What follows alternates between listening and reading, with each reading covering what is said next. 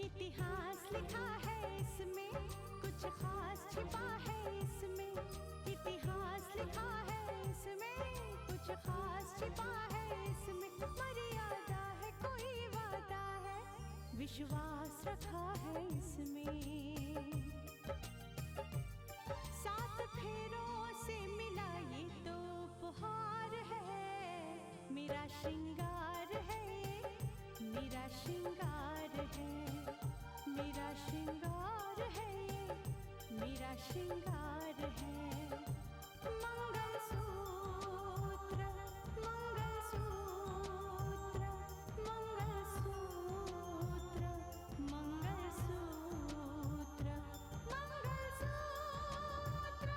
मंगलसूत्र, मंगलसूत्र,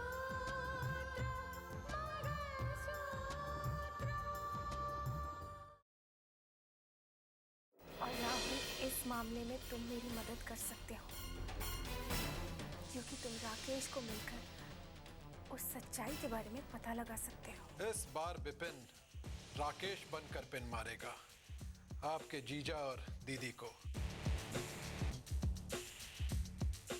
और वो चुभेगा जाकर उस मानस और रितिका को। लेकिन राकेश मेरा कल था, तुम मेरे आज हो।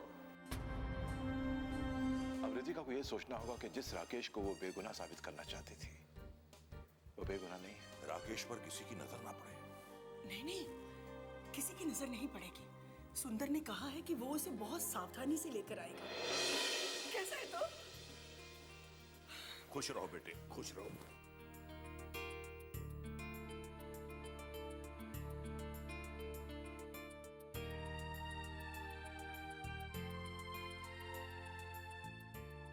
अरे जब ऊपर वाले ने इसमें और राकेश में कोई फर्क नहीं किया, तो और कोई क्या फर्क को पकड़ेगा? हाँ बेटे, तुझे सामने देखकर यह लगता है कि जरूर हमने कुछ अच्छे कर्म किए होंगे कि तुम सही सलामत लौट आए। मेरे अपनों ने मेरे पीठ पर छुरा भोंक दिया था, मुझे इतना बड़ा धोखा दिया है, मेरे साथ इतनी बड़ी गद्दारी की है। पुलिस के साथ मिलकर मुझे जान से मारने की कोशिश की थी।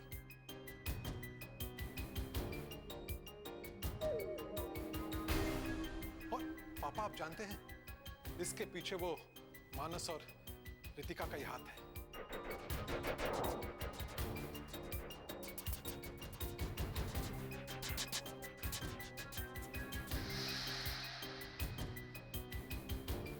मैं कभी सपने में भी नहीं सोच सकता था कि रितिका मेरे साथ ऐसा करेगी। मैं अब कभी उसे माफ नहीं करूंगा, कभी नहीं। लेकिन अफसोस इस बात का है पापा कि मेरी मौत के बारे में जानने के बाद भी आप लोगों ने उसे इतनी जल्दी माफ कर दिया। नहीं बेटे, मैंने कभी माफ नहीं किया, कभी माफ नहीं किया। मैं तो हमेशा उस खानदान से नफरत करता था। ये तो तुम्हारी मां है जो उस औरत को अपनी औलाद से भी ज्यादा प्यार करती थी।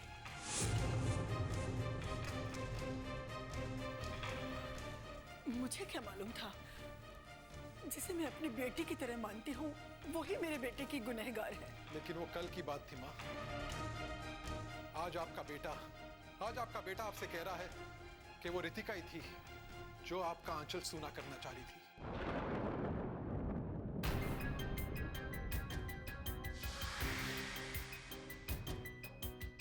मैं आपका बेटा हूं मां।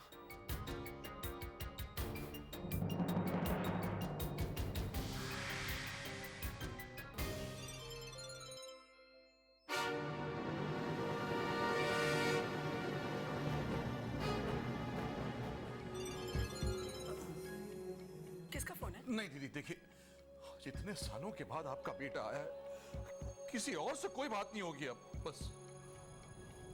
अच्छी बात है।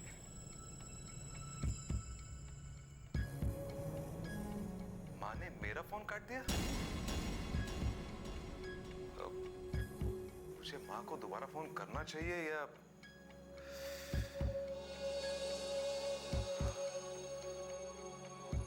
देखा देखा जीजा जी, सुन लिया आपने? सारी सच्चाई का पता चल गया आपको? मैं तो हमेशा से ही कहता है, लेकिन मेरी किसने मानी है?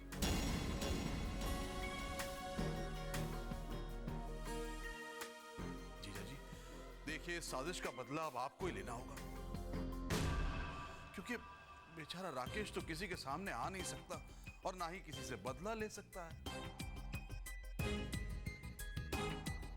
हाँ सुंदर, जिन्होंने मेरे बेटे को फंसाने की ये घिनौनी साजिश की है, उन्हें तो जवाब मिलेगा, जरूर मिलेगा। आप तो एक एसडीएम हैं और आपने वकालत की पढ़ाई भी की है, फिर भी आपकी समझ में ये बात नहीं आई। तुम बिल्कुल ठीक कहते हो बेटा। उस हकीकत को मैं समझ नहीं पाया।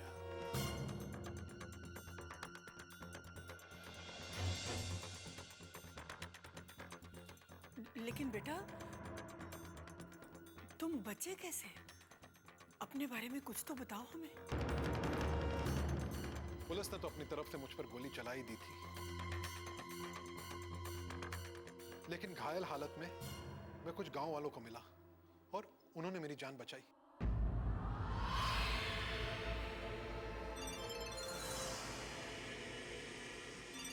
मैं अभी आया।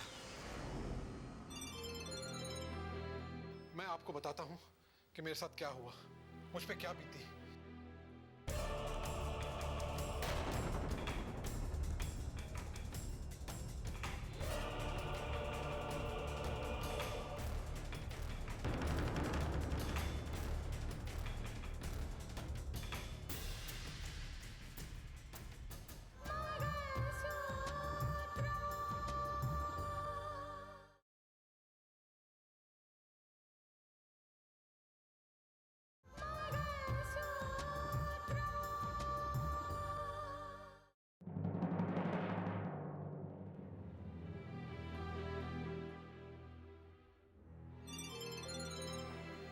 मामा जी का फोन?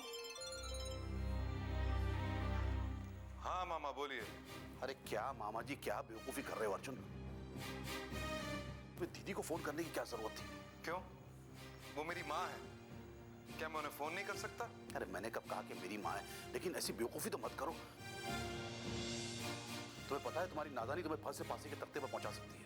ये क्या कह रहे हैं मामा जी? बिल्कुल ठीक कह रहा हूँ बेटा, मैं जो भी कहता हूँ सच कहता हूँ, सच के सिवा कुछ नहीं कहता। तुम्हें पता है इस वक्त कौन बैठा हुआ है दीदी के साथ? हाँ? एक नहीं, तीन ऑफिसर हैं और सिर्फ तुम्हारे बारे में मालूमात हासिल कर रहे हैं।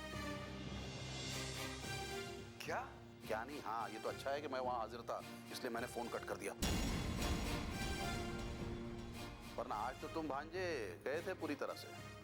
लेकिन मामा जी। लेकिन कुछ मत कहो अर्जुन, बात को समझा करो, मामला बहुत गंभीर है।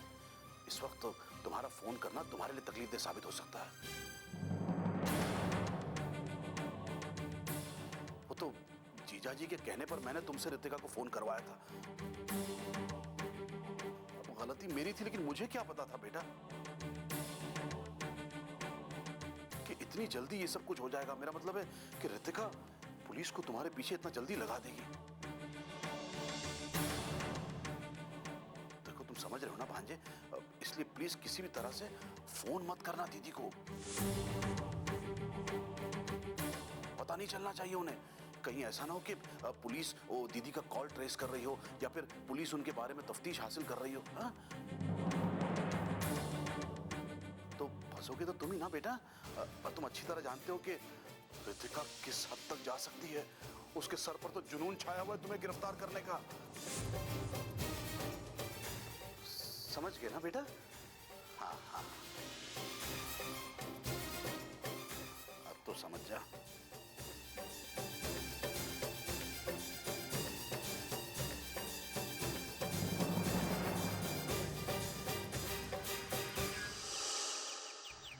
पापा के कहने पर राकेश के बारे में तहकीकात करने का ऑर्डर तो जारी कर दिया मैंने, लेकिन एक बात समझ में नहीं आती कि सबको इतनी बड़ी गलतफहमी कैसे हो गई।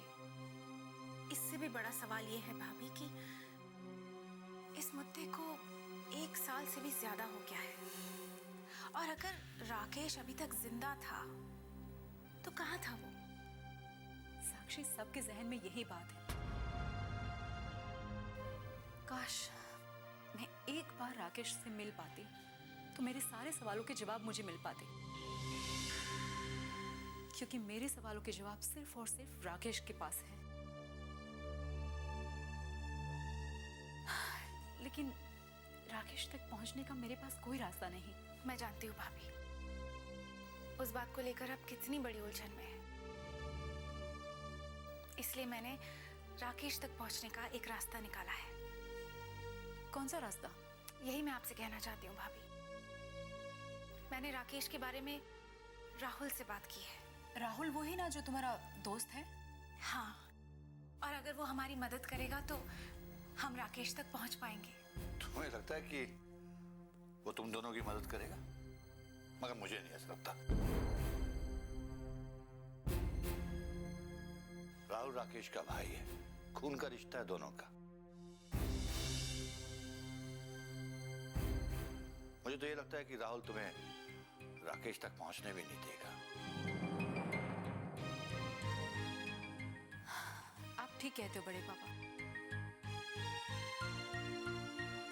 लेकिन हमें हर हालत में राकेश तक पहुंचना बहुत जरूरी है,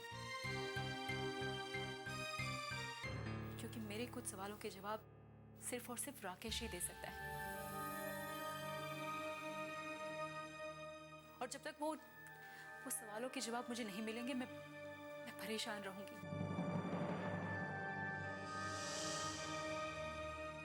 वो सब कुछ कैसे हुआ, क्यों हुआ, ये सब जानना मेरे लिए बेहद जरूरी है बड़े पापा।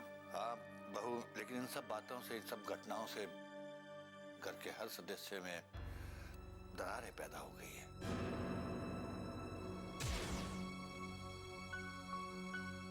और हमें इन दरारों को दूर करना चाहिए। और बहुत अफसोस की बात है कि एक घर में रहते हुए भी हम सब एक दूसरे से अलग हैं। नहीं बड़े पापा, हम इस घर में एक दूसरे से अलग नहीं हैं।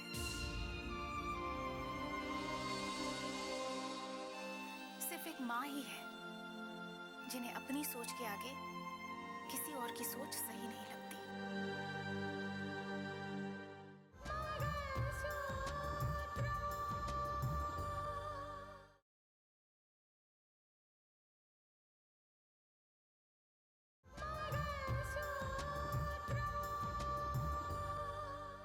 सिर्फ एक माँ ही है जिन्हें अपनी सोच के आगे किसी और की सोच सही नहीं लगती।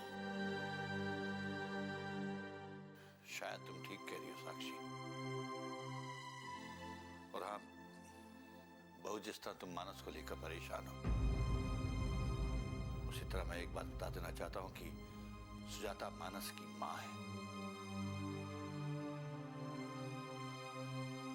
उसे भी कितनी तकलीफ पहुंचती होगी, ये हम सबको समझना चाहिए। आप ठीक कह रहे हो बड़े पापा। काश वो मेरी भी माँ बन पाती। उसने जितनी तुम्हारे साथ ज्यादतियां की है उसके लिए मैं तुमसे माफी मांगता हूं। नहीं बड़े पापा, ये आप क्या कर रहे हो?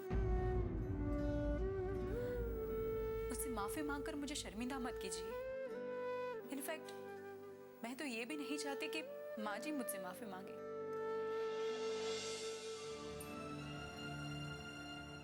मैं तो सिर्फ यही चाहती हूँ कि हम सब यहाँ शांति से रहे, एक साथ रहे।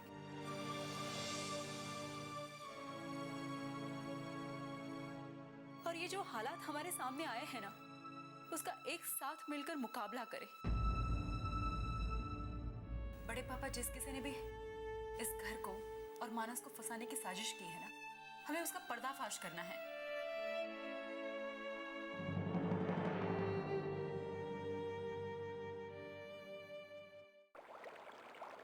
सुंदर,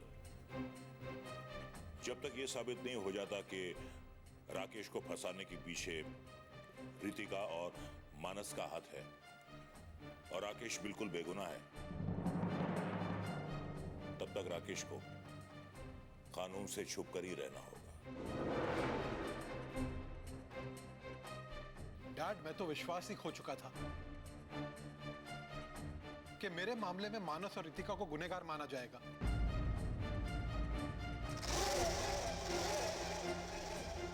बेटा, उनके गुनाह सामने आएंगे, जरूर आएंगे। देखिए माँ, कानून उन्हें गुनहगार माने या ना माने, लेकिन ऊपर वाला सब देख रहा है।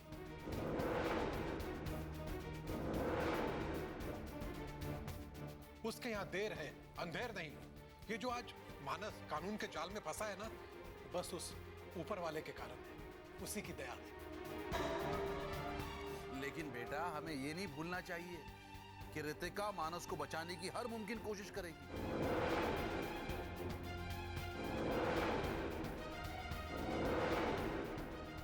हाँ, मैंने तुमसे बताया था ना कि मानस को बचाने के लिए रितिका के पिता जस्टिस आदित्य प्रताप ने भी अपने जज के ओहदे से इस्तीफा दे दिया है।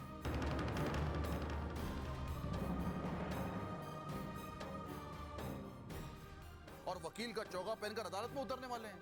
अरे मेरा क्या है, पूरे शहर को इस बात का इत्मीनान हो गया है कि हो ना हो वो मानस को बचा कर ही रहेंगे। नहीं मामा श्री, जब मुझे सजा सुनाई गई थी ना, तब मुझे बहुत दुख हुआ था। लेकिन मुझे उससे भी ज्यादा दुख तब होगा अगर उस मानस को बेगुनाह साबित कर दिया। उसे सजा जरूर होनी चाहिए। बिल्कुल होनी चाहिए बेटा। मैं तुम्हारे जज्बात समझ सकता हूं, लेकिन वो जस्टिस आदित्य प्रताप वो नहीं समझता ना बेटा।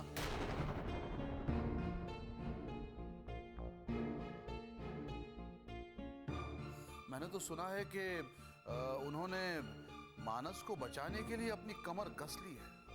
नहीं डैड, मेरा बदला तब पूरा होगा जब मानस को मुजरिम साबित किया जाएगा, जैसे मुझे साबित किया गया था।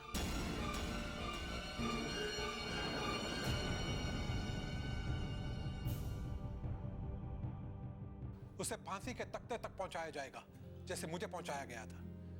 मुझे फांसी के तख्ते पर पहुंचाकर रितिका विधवा का जीवन जीना चाहती थी ना।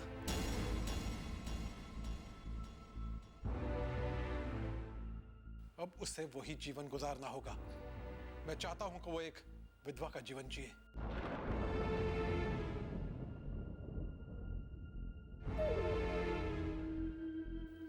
मां, मैं निकलता हूं। मां, फिर कब आओगे बेटा? दीदी, मैं समझ सकता हूं आपकी बेताबी, लेकिन क्या है कि इस तरह बार बार राकेश का आना आपके लिए भी खतरा हो सकता है, और ज्यादातर इसके लिए। इसके लिए बहुत बड़ा खतरा हो सकता है, इसलिए थोड़ा आपको सब्र करना होगा। हाँ दीदी। मां, मौका देखकर मैं तुमसे मिलने जरूर आऊंगा। अच्छी बात है, पर कभी नहीं भी आ सको तो फोन जरूर कर लेना। मैं जरूर फोन करूंगा और मैं मिलने भी आऊंगा। ठीक है मां? हाँ बेटा, आप चलो। ठीक है। हाँ, चलो चलो, चलना चाहिए। ठीक है मां।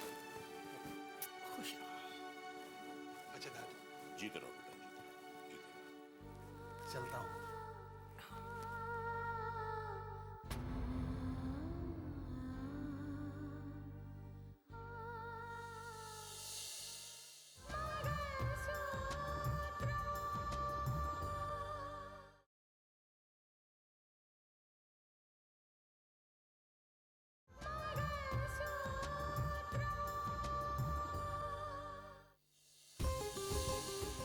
डॉली, मानस की पेशी कब है? अदालत ने मानस को 1 हफ्ते की पुलिस रिमांड दी थी, लेकिन उस दिन जिरह नहीं हो पाई थी। लेकिन अब जिरह होगी। और खास बात क्या है जानती हैं आप? खास बात यह है कि इस बार जिरह के लिए रितिका के पिता जस्टिस आदित्य प्रताप सिंह कोर्ट में उतरेंगे। पर हैरानी की बात यह है कि सारे सबूत मानस के खिलाफ है, और फिर भी वो खुद केस लड़ने के लिए उतर रहे हैं। करते भी तो क्या करते, इस केस को लेने के लिए कोई और तैयार भी तो नहीं है।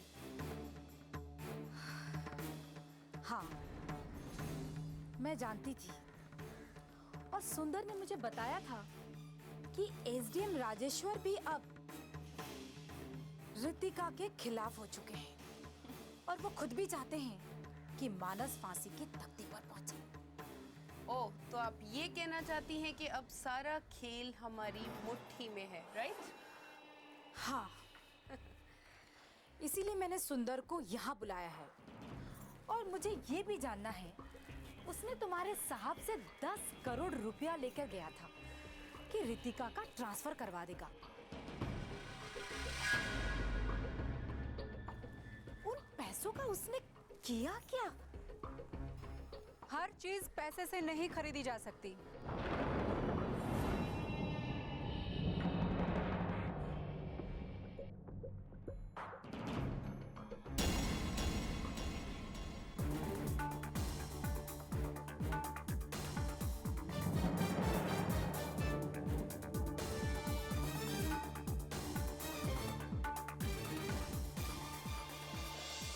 वैसे कोशिश करके तो देख लिया आप लोगों ने, कुछ हासिल हुआ?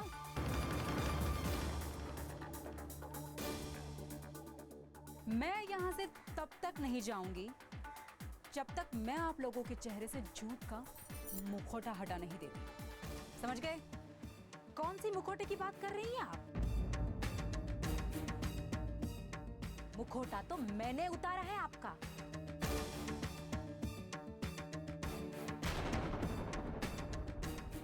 जिसका नतीजा ये है कि हर गली में आपके खिलाफ नारे लग रहे हैं और जुलूस और धरने दिए जा रहे हैं। कितने बेसब्र हैं आप लोग, थोड़ा सा सब्र रखिए।